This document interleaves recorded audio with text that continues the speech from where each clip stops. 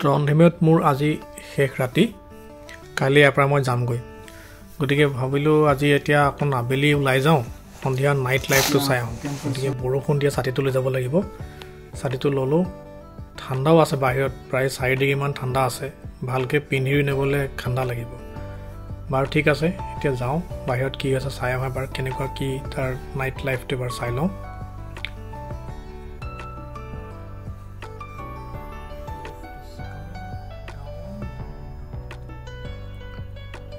আহি গ'ল লিফ্টটো তললৈ আহিছে খুব ধুনীয়া লিফ্টটোৰ ভিতৰখন একেবাৰে 6 টিকা থকা আইনা যেন লাগে কিন্তু আইনা নহয় ষ্টিলে আচলতে খুব ভালকৈ চাফাকৈ ৰাখিছে ষ্টিলে হয় সন্ধিয়া হ'ব হৈছে এতিয়া তথাপিও পোহৰ ভালকৈ আছে বাহিৰত বাৰু বাহিৰলৈ গম পোৱা যায় আৰু খুব ধুনীয়া হোটেলখন ক্লেৰিয়াম হোটেলখন জেগাটো ধুনীয়া বাহিৰলৈ ওলাই যাওঁ এতিয়া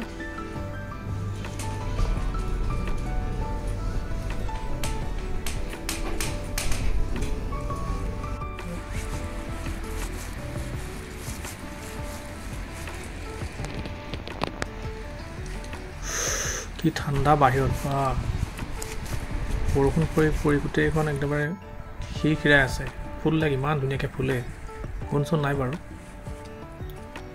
এইখন জেটি ডাঙৰ জাহাজবিলাক ৰয় আৰু সৰু সৰু ইয়টবিলাক এটা আছে আপুনি ইয়াতে গা ধুব নোৱাৰে কিন্তু দেই মাছ মাৰিবও নোৱাৰে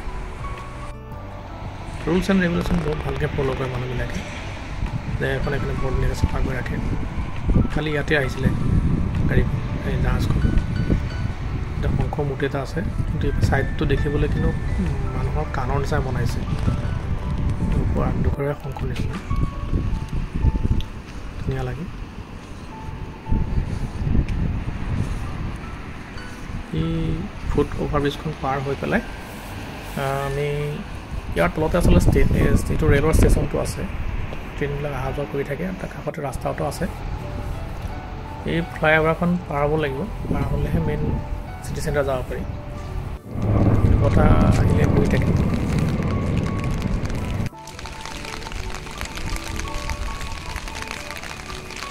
এইবিলাক আচলতে ৱাৰ্ফ এটা সময় এতিয়া ধুনীয়া লাগে দেখিবলৈ ৰং বিৰং এই ৰাস্তাত মানুহেই নাই খালী পুৰা এইটো ক্ৰচিং এইটো পাৰ হৈ মই আগলৈ যাম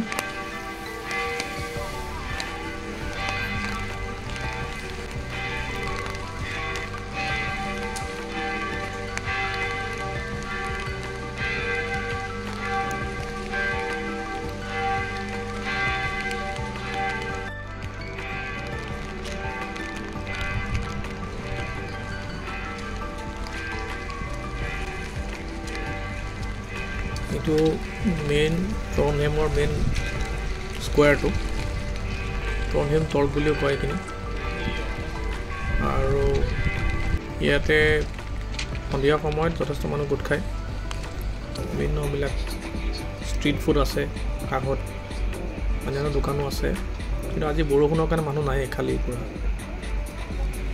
আৰু এইটো এটা পোষ্ট আৰু তাৰ ওপৰত এইটো কিং অলাভৰ এটা মূৰ্তি আছে পুৰা ৰাস্তা খালী আজি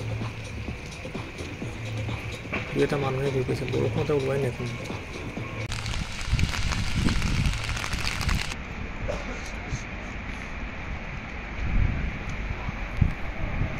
সন্মুখত সেইটো সেই নিডাৰছ কেথেড্ৰেলৰ ওপৰৰ স্তূপটো আৰু এইফালে যদি আগলৈ যোৱা যায় তেনেহ'লে এইটো আৰ্ক বিশ্বপৰ ঘৰ দেখা পোৱা যায় এইটো সন্মুখত আৰ্ক বিশ্বপৰ ঘৰ এইটো পুৰণা ঘৰ আৰু ইয়াতে কিছুমান চকী পাৰি থৈছে আৰু এইটো সন্মুখত নিডাৰছ কেথেড্ৰেল এই নিডাৰছ কেথেড্ৰেলটো 10শ শতিকাৰ পৰা বনোৱা আৰম্ভ হৈ পেলাই 13শ শতিকাত শেষ হৈছিল প্ৰায় 230 বছৰ লাগিছিল বনাওঁতে আৰু এইটো আচলতে যিজন ৰজা আছিল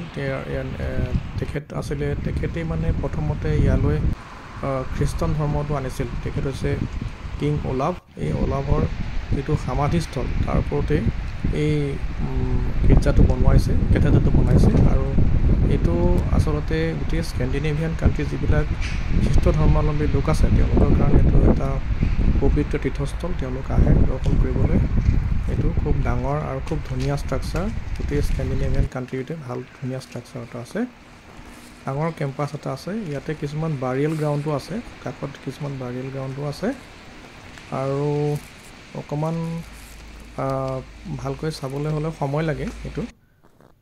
আজি কিন্তু খুলি থোৱা নাই, বন্ধ হৈ আছে। ভিতৰত কিবা অনুষ্ঠান চলি থকা যেন লগাইছে, কিবা বেলটো বাজি থকা যেন শুনিছোঁ, চাৰ্চৰ বেলটো। গতিকে সেইকাৰণে গম নাপালোঁ কি হৈছে। আৰু এইটো ৰাস্তা দি ওলাই গ'লে আপুনি যদি সোঁফালে ঘূৰি দিয়ে, সোঁফালে ঘূৰিলেগৈ আপুনি অল্ড টাউন ব্ৰিজখন দেখা পাব। অল্ড টাউন ব্ৰিজ এখন পুৰণা দলং, বহুত সুন্দৰ দলংখন। তাৰ আৰ্কিটেকচাৰটো বহুতৰ লগত নিমিলে। এইটো এটা চাবলগীয়া উল্লেখযোগ্য বস্তু। আৰু এই দলংখনে 1681 চনত বনাইছিলে, যেতিয়া আপোনাৰ সেই ওপৰৰ যিটো ক্ৰাইষ্টেনচেন টাৱাৰটো আছিলে, কি কয়, কেচেলটো বনাইছে, তাৰ লগত এইফালৰ মানুহ অহা যোৱা কৰিবৰ কাৰণে সুবিধাৰ কাৰণে এই দলংখন বনোৱা হৈছিল। কিন্তু কালৰ ক্ষেত্ৰত এই দলংখন ভাঙি গৈছিল। পিছত আকৌ 1881 চনত আকৌ এইখন পুনৰ বনাই পেলাই আজি এই অৱস্থালৈ আহিছে। আৰু ইয়াৰ কাষত কিছুমান ৱাৰ্ফ আছে। এইবিলাক দেখিবলৈ খুব ধুনীয়া ৱাৰ্ফ। এইবিলাকতে আগতে নাও বান্ধি পেলাই ইয়াতে বেপাৰ বাণিজ্য কৰিবলৈ সোমাইছিল। আজি পুৰা ৰাস্তাটোত একেবাৰে মানুহ নাই, খালী। এই বৰষুণে একেবাৰে শূন্য হৈ আছে ৰাস্তাটো। গতিকে ভাবিলোঁ আৰু বাহিৰত থাকি লাভ নাই, ঠাণ্ডাও বাঢ়ি গৈছে। গতিকে হোটেললৈ উভতাই ভাল হ'ব। গতিকে সেইকাৰণে মই হোটেললৈ গুচি আহিছোঁ। এতিয়া গোটেইখন পানী, বৰষুণ, কাপোৰ কানি তিতা আৰম্ভ হৈছে। গতিকে আৰু নাখাওঁ আৰু এতিয়া ঘৰলৈ যাওঁগৈ, ৰুমলৈ যাওঁগৈ। কাইলৈতো ইয়াৰ পৰা মই যাব লাগিব ট্ৰমছ অভিমুখে যাম। কিন্তু ৱেডাৰ ৰিপৰ্টত ট্ৰমছতো বৰষুণ হৈ আছে। গতিকে আচলতে বাই বাই ট্ৰণ্ডহেইম।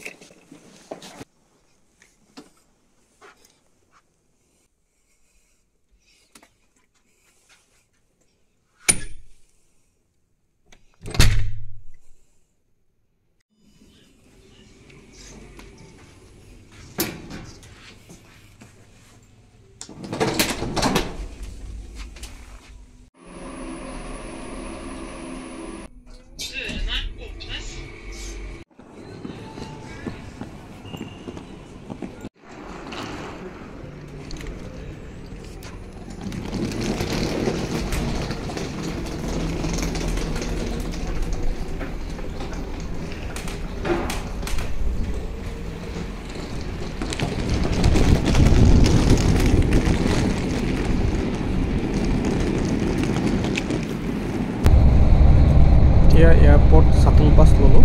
আৰু এয়াৰপোৰ্ট শ্বাটল বাছত 235 NOK লয় নৰ্জেন কৰ্ণৰ। আৰু এইখন ডাইৰেক্টলি এয়াৰপোৰ্টলৈ যায়, ৰাস্তাত নৰয়। গতিকে ইয়াতে উঠিলোঁ। বৰষুণো দি আছে।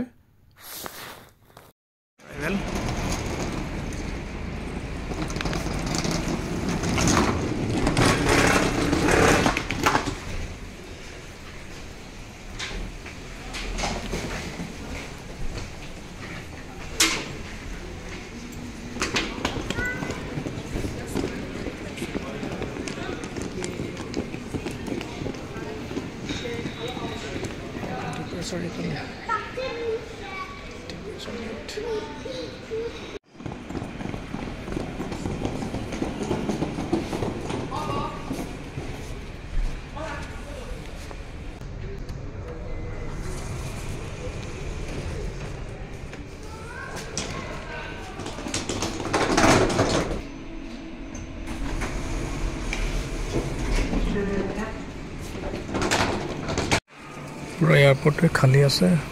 সময় আছে মোৰ 3:10 আছে ট্ৰমছলৈ, WF1315। এতিয়া বহাৰ বাহিৰে উপায় নাই, বহিবলৈ বেছিকৈ চকী নাই। এই ছাইড দুখনমান আছে, তাতে বহি থাকিব লাগিব।